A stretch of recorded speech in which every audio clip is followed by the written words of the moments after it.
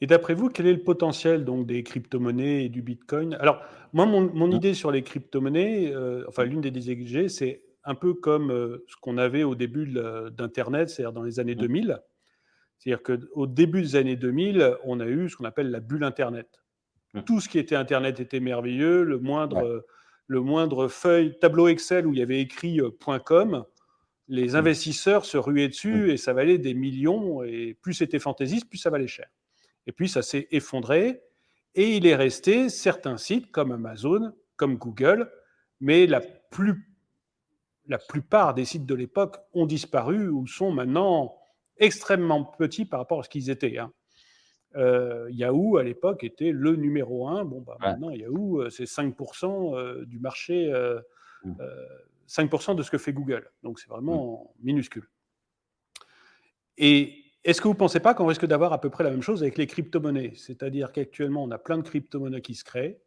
Euh, on ne sait pas trop comment. Enfin, non, je ne veux pas être négatif sur tous, mais par exemple, les stablecoins, d'après les banques centrales, c'est pas du tout évident qu'ils soient adossés vraiment à des monnaies, quoi. Donc, Mmh, on la boîte est encore un peu noire mmh. et on risque d'avoir, enfin, je pense, mais c'est vous le spécialiste, mais je pense qu'on risque d'avoir beaucoup de crypto-monnaies qui s'effondrent, voire qui disparaissent complètement, et effectivement, peut-être 4, 5, 6 qui restent à des niveaux importants et qui deviennent, comme est aujourd'hui Google et Amazon, c'est-à-dire complètement omniprésents dans nos vies. Mmh. Est-ce que vous pensez que c'est une bonne vision des choses ou je me trompe? Non, non, parce qu'aujourd'hui, tout le monde peut créer sa crypto-monnaie. Enfin, en étant informaticien, et justement grâce à Ethereum qui rend ça facile, et aussi d'autres, cryptos, c'est Ethereum est basé sur les services blockchain alors que Bitcoin, c'est plutôt le paiement et la réserve de valeur. Et avec Ethereum, bah, n'importe qui peut créer une crypto-monnaie quoi, en fait. Mais à la Mmh. limite, de la même façon que n'importe qui peut créer une start-up et solliciter des investisseurs. Bon, on sait très bien que dans les startups, qui se lancent, il y en a à peu près 1 sur 10 qui réussit, quoi. Est-ce qu'on doit interdire les startups? Non, ça fait partie de la liberté. Ceux qui investissent, ils le font en connaissance de cause. Ils prennent des Mmh. risques, ils le savent, hein, voilà, quoi. Donc si on investit dans le Bitcoin, Ethereum, c'est plutôt un placement maintenant, on va dire, de sécurité parce que ce sont les 2 leaders dans leur domaine. Maintenant, si on investit dans des cryptos qui sont moins connus, on prend un risque. Mais c'est comme investir dans des actions de petites, entreprises, de petites sociétés.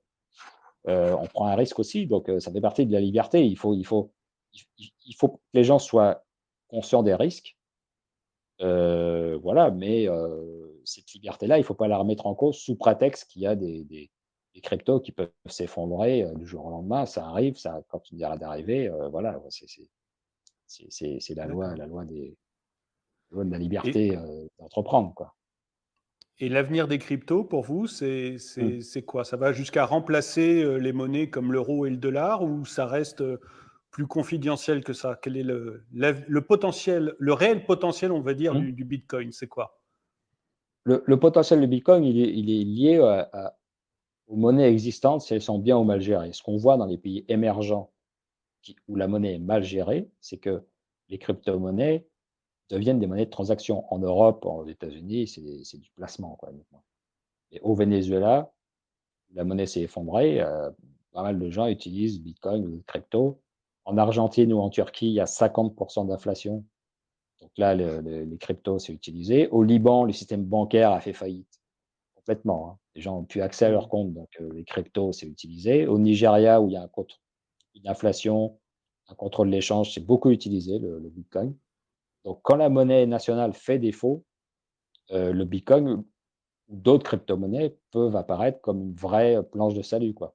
Alors en Europe et aux États-Unis, c'est pas le cas, sauf que, si l'inflation se met vraiment à décoller et si on dépasse, le chiffre symbolique du 10, je pense qu'il y a pas mal de gens qui vont commencer à s'inquiéter pour leur épargne déjà, donc en vendant une partie de leur épargne pour aller vers le bitcoin, un peu comme les Russes au moment où le rouble s'est effondré, ils sont précipités sur le bitcoin et puis si Mmh. l'inflation, dépasse 10, bah, il y a peut-être des acteurs économiques qui préféreront faire des transactions en bitcoin, plutôt qu'en euros ou en dollars, hein. C'est des choses qui peuvent Ouais. arriver, quoi. Donc si les monnaies étaient bien gérées, si on peut remonter à la date symbolique du 15 août 1971. date à Oui. laquelle le président Richard Nixon décide de déconnecter le dollar et l'or. Jusqu'ici, le dollar était à 35 $ l'once d'or, enfin l'or était à 35 $ l'once d'or. Mm. Voilà, et puis il décide de laisser flotter le dollar et depuis cette date-là, les déficits publics n'ont cessé d'augmenter, les déficits privés aussi, enfin la quantité de dette publique et de dette privée dans le monde n'a cessé d'augmenter depuis cette date et actuellement, on a une explosion de la dette alors que la croissance est de plus en plus faible, hein. Donc quand ça arrive à une entreprise, elle tombe vif en faillite. Quand ça arrive à des États, ça met plus longtemps, mais c'est pas une situation qui est saine, quoi, voilà. Donc plus les monnaies sont mal gérées, bah, plus les alternatives, émergeront et d'ailleurs Bitcoin est apparu en octobre 2018 à travers un papier de recherche publié par, son créateur, Satoshi Nakamoto. Il a publié le mode de fonctionnement le 31 octobre 2018 en faisant explicitement référence à la crise des subprimes qui venait de se produire. La faillite de Lehman Brothers, c'est le 15 septembre 2000. Mm. Et puis la mise en place du réseau Bitcoin, la première transaction, elle a commencé le 3 janvier 2009. Voilà. Donc le Bitcoin est clairement apparu parce que les monnaies étaient mal gérées, quoi. Alors si on était resté dans l'état noir, bon, je crois quand même que le Bitcoin serait apparu parce qu'il y avait une volonté dans beaucoup de milieux d'avoir une monnaie native sur Internet, mais il ne vaudrait pas le prix qu'il vaut aujourd'hui. Il vaudrait beaucoup moins cher si on était resté dans l'état noir et dans une politique Oui. budgétaire saine, etc.